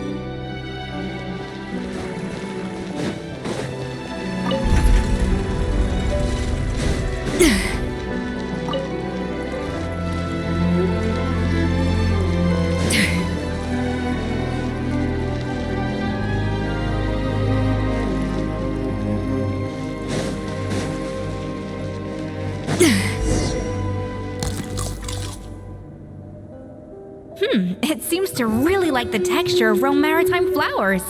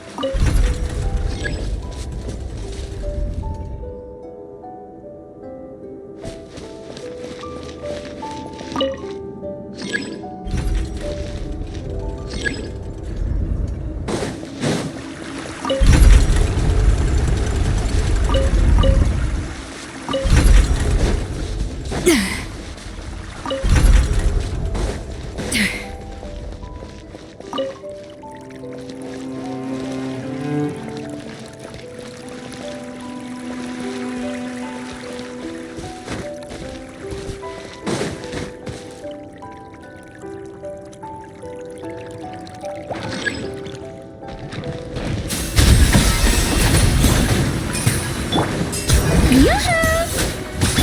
For Rex Lapis! Access denied. No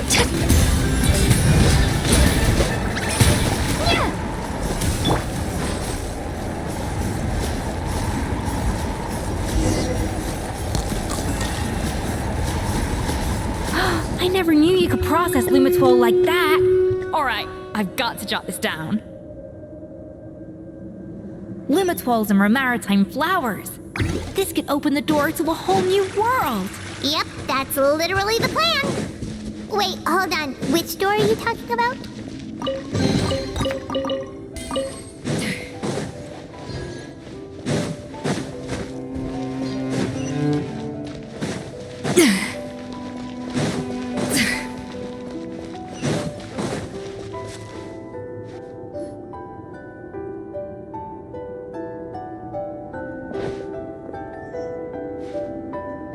That's strange.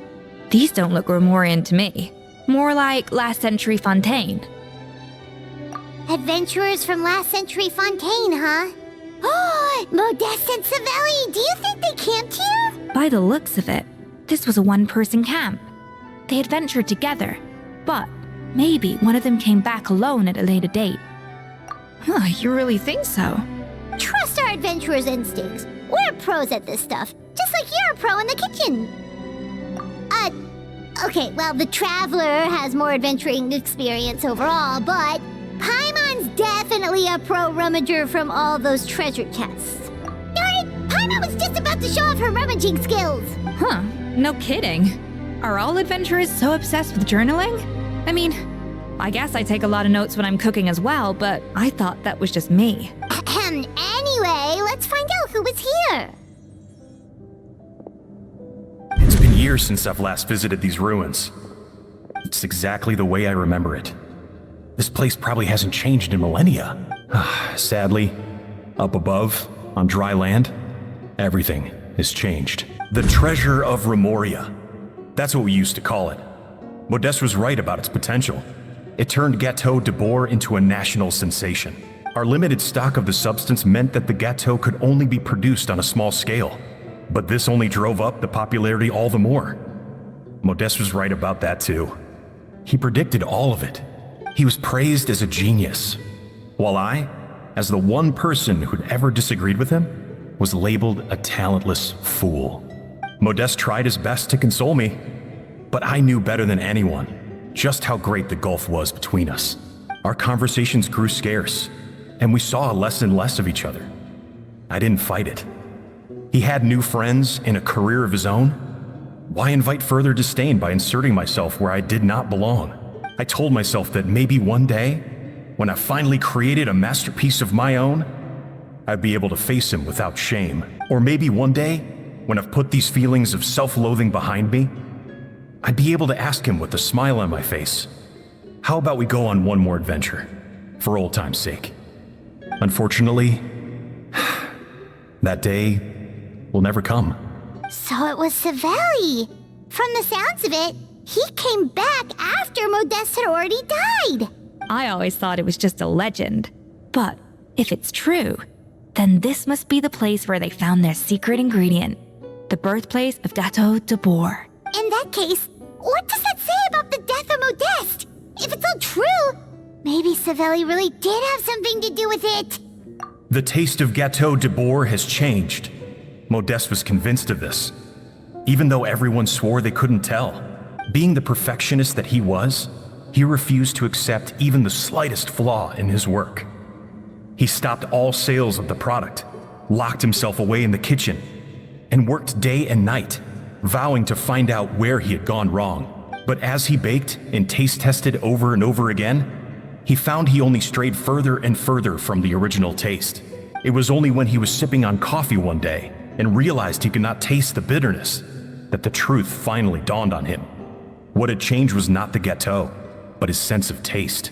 The treasure of Remoria stimulates the senses, taste included, and invigorates the spirit. In the short term, it offers people the ultimate gourmet experience, but in the long term, it dulls their senses entirely. In hindsight, it made perfect sense. After all, Why would a culture that sought liberation from the constraints of their bodies care for the loss of their senses? But we realized it too late. We were just too late. Over the course of his many culinary experiments, Modeste exhausted the remaining supply of the treasure of Remoria. He consumed it all himself. The finest culinary talent of his generation now faced a future in which he would never be able to taste anything ever again. Finally, in despair, he took his own life. And because we had become estranged, I could not be there to stop him, to offer some words of comfort, or even to say goodbye. Yet despite everything, he sent me his final letter. The treasure of Remoria? Guess Monica was really onto something. It really was a kind of drug. So, Modeste chose to end his own life. Then, why all the rumors that Savelli murdered him? Also, neither the Codex nor any other contemporary records make any mention of the treasure of Remoria. It's almost as if someone deliberately erased it from history. Modeste told me everything in his final letter. His was a tale of how even a genius could fail, and how much more devastating it is when it happens. Did he hope I would gain some personal catharsis from knowing the truth? Or maybe he wished for me to warn the public about the dangers of Hotel Debord, proving that I had been right all along. But if the public ever learned how Modeste's greatest triumph became his undoing, his fall from grace would be swift and merciless. 1 minute a genius, the next a joke. It would surely spell the end for his restaurant too. What would be his legacy then? How would future generations view everything we built together? I fear the scorn I have faced these last years would pale in comparison to the scorn shown to him by the history books. I cannot let that come to pass. I will do what I must to protect his name. It will mean tampering with his notes to remove the damning details, leaving mere fragments of our story behind. It may lead his family to suspect me of having a hand in his demise. But if that's the price of destroying all evidence of my crimes, then so be it. I would rather the world believe a tale of genius and jealousy than see his reputation in tatters. The final loose end is the evidence here, at the bottom of the sea. Huh? What's wrong? Didn't we say Savannah should be safe for now? So we thought, but if Monica finds out what happened to the treasure, there's no telling what she might do.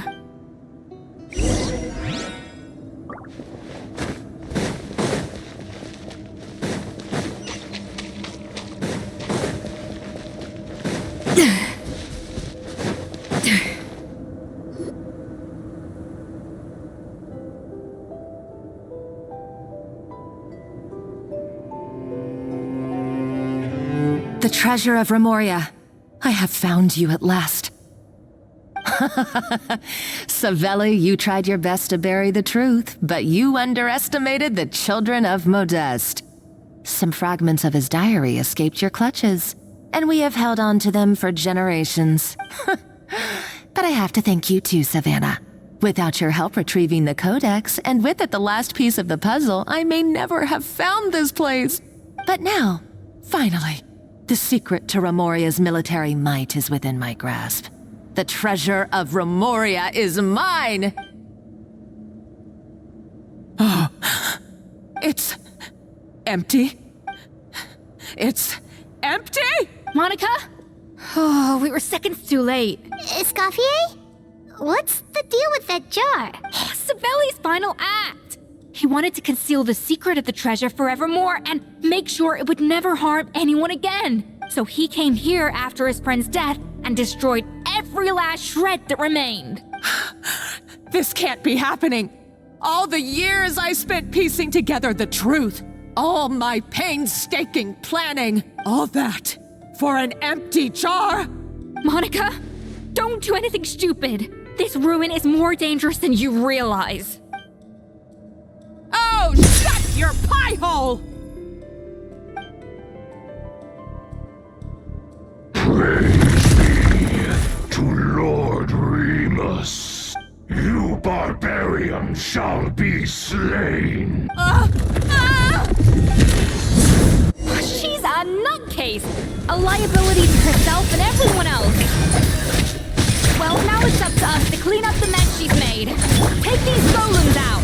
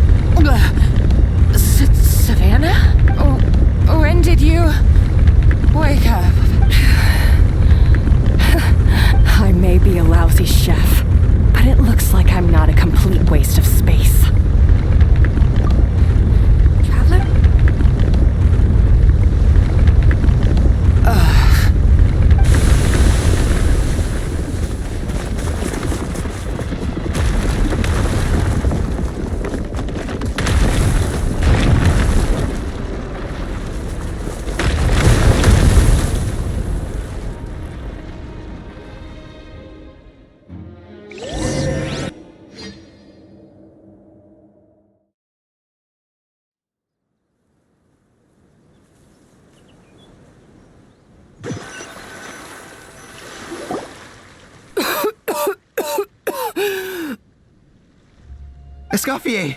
Savannah! Traveler! And Paimon! Venejem, what are you all doing here? What did you expect us to do? Stay at the restaurant and sit on our merry derrieres while the Traveler and Escoffier were out here risking their lives? We had to do something, even though that something ended up being, well, waiting for you here instead. I don't deserve any of you. And I certainly don't deserve to be your head chef. It was my fault Escoffier had to leave. Then I couldn't live up to her standards. I acted like a tyrant in the kitchen. And now I almost got myself killed. Come back, Escoffier. Come and be our head chef again. I'll never be able to replace you. Okay, so everything I said to you the day I left, it just went in one ear and out the other? Huh? Sorry, I was kinda in my own head at the time. All I could think about was the Lumiline situation. What was it you said again? Forget it. It doesn't matter. Anyway, I didn't leave this job because of you. And you're not nearly as awful a chef as you think. If you were that bad, why would all your staff show up here for you? Escoffier's right. Sure, you nitpick our work and get us to do things over a lot. But when it comes down to it, you're the one who's always doing whatever it takes to make sure the customers get served on time, every time. Things were pretty rough after Escoffier left. And Savannah's the only reason we've been able to make it through. Our customers know that Escoffier doesn't work for us anymore. But the fact is, they keep coming back. If that's not an endorsement of your work, I don't know what is. At the end of the day, we're all human, and we all make mistakes. All we can do is recognize where we get it wrong and do our best to improve. That's all that's humanly possible. No, I get what you're saying, but what I did to Firmin and to Escoffier, it's unforgivable. Well, about that, there's someone else here to see you, Chef. It's been a while, Chef Savannah. Firmin? I'm so sorry. I put far too much pressure on you. And the way I stubbornly refused to go and see you after you fell ill. There's no excuse. But I'm too late, aren't I? The damage is done. I heard that you can't even hold a kitchen knife anymore. Actually, I think I'm going to be just fine. Huh? We thought Firmin's problem was purely psychological in nature. But after the threat letter came to light, it got Firmin thinking. And then he remembered the tea that Monica used to give him every night. And as it turns out, she was lacing it with Lumiline the whole time. No way! Doesn't that cause nerve damage? It can. High doses pose a risk of serious nervous and sensory complications. But if you calculate the dosage carefully, you can control the extent of its effects. A small dose might simply make a person more emotional, whether that means more fragile or more hot-tempered. No wonder it seemed like you'd lost your edge. I asked my friends at the Fontaine Research Institute about it. They said that with the low dose I was taking, the risks are pretty small. They also fixed me up with some meds and said I should recover in no time. Well, that's what happens when you give someone a little bit of hope to cling on to. There's more. We believe that Firmin was likely not Monica's only victim. You mean she poisoned me too? Oh, so that's why Savannah's been so irritable this whole time. Let's not be too quick to blame everything on the Lumiline. That stuff can only amplify what's already there. So tasty food will seem like the most delicious thing in the world, while food you don't particularly care for will become utterly revolting. So you better make sure you reflect on your behavior and apologize to every single person you've wronged. I will. I'm sorry. There's still one question that's really bugging me. Why is it that no matter what I do, my Gâteau Debord never tastes the same as yours? Is it just... is it because You're a genius and I'm not? It's because the heating element in your oven is broken, you silly goose. What? Huh? I felt like something was off during the cooking contest. Once I got around to checking all the equipment, I noticed it right away. There was a half-degree discrepancy between the temperature setting and the actual temperature. All the ovens in the whole kitchen had the same problem, which confused me at the time, but by this point, it's pretty obvious that Monica must have tampered with them. I would have figured it out the day of the bake-off, since the issue affected both our teams. But of course, Monica sabotaged mine so that could never happen. No. I spent so long trying to find out where I was going wrong, and then you pinpoint the problem in just one night? It all comes back to one simple, undeniable truth. You're a genius. And I'm just plain old Savannah. Oh, cut it out! Stop the woe is me act for a second and just think. I came up with this recipe. You don't think that might have something to do with it? Do you know how long I spent perfecting my Gâteau Debord? 3 years! 3 whole years! I know this dish inside out, back to front and upside down. And you've been head chef now for what, 6 months? If that? A couple hundred failed attempts, and you're gonna throw in the kitchen towel and declare you'll never be successful because you're not a genius. You clearly have no idea how many kitchen failures I've had under my belt, or just how long it took me to finally get my recipe to a level I was satisfied with. Genius or not, everyone makes mistakes. Modeste did, Savelli did, everyone does. You're only a lousy chef if you don't face up to your mistakes. Learn from them, and then keep chipping away until you crack the problem once and for all. Surely you haven't forgotten all that. You were no lousy chef back when I handed you the reins. I haven't forgotten. And I'll make sure I never do. That's our head chef. Haha! Sounds like we won't need another changing of the guard in the Hotel Debord kitchen anytime soon. Huzzah! What a perfect ending to a crazy journey. Look how happy everyone is. So you got your mojo back now? Yeah. Thanks to you, Escoffier. In fact, no. Thanks to all of you. Friends again. So nice to see them finally settle their beef. Good. So now that's out of the way. It's time for payback. You cheated in our last bake-off, and I demand a rematch right now.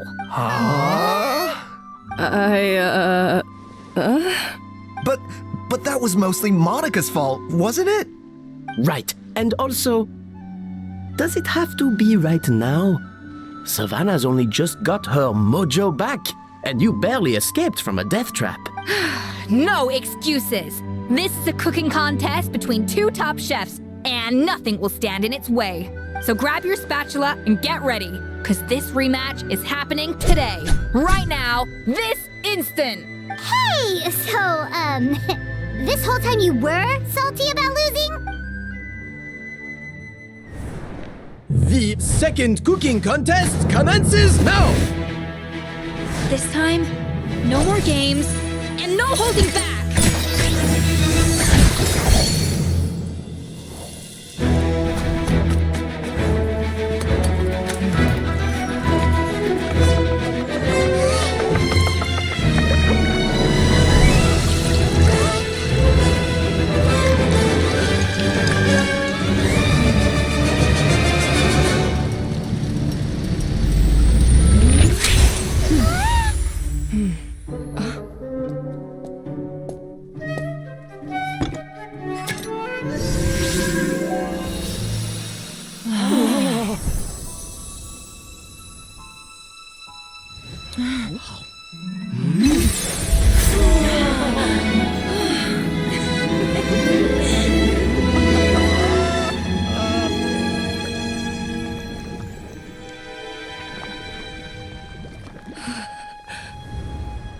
I feel like I don't have the right to be here. Hey, what are you so afraid of?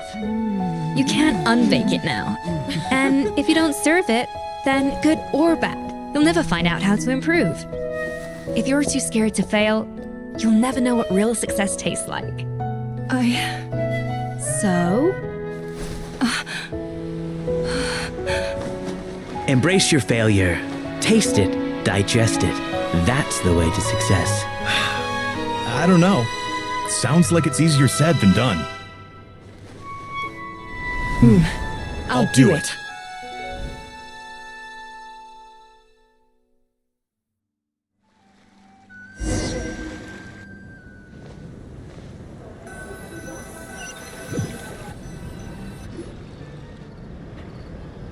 The results are in!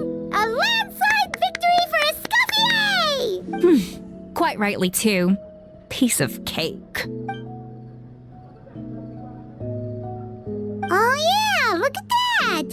Savannah looks pretty chipper too, considering she lost.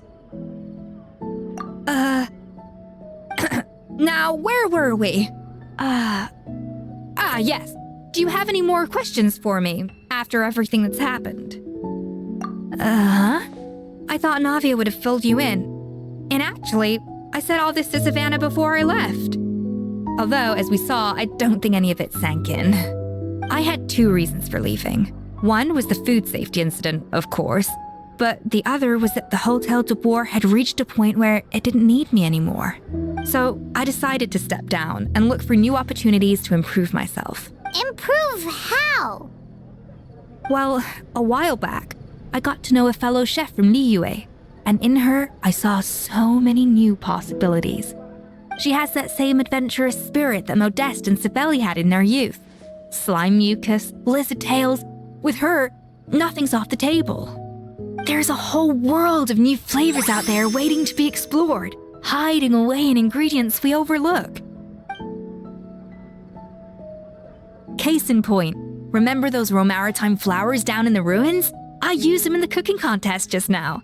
Did you taste the difference? What? Paimon didn't notice at all! Half of the art of cooking is dissecting the recipes of previous chefs and figuring out the exact constellation of elements that gave their work its signature taste. And the other half, it lies in freeing yourself from the confines of the kitchen. You've got to go out and explore the endless possibilities out there. Uh-oh. Paimon's suddenly not sure she wants to try your cooking anymore. Don't worry, it's not going to be a free-for-all like in Modeste's time. Before I put anything into my food, I'll obviously do my research, make sure it doesn't contain any harmful substances. In the meantime, take this. It's a recipe for Petit Gâteau de Bord revised version. I tweaked it to suit your needs as busy adventurers. Hope you enjoy, and remember, feedback is always welcome. All right! So, do you ever see yourself returning to Hotel Debord?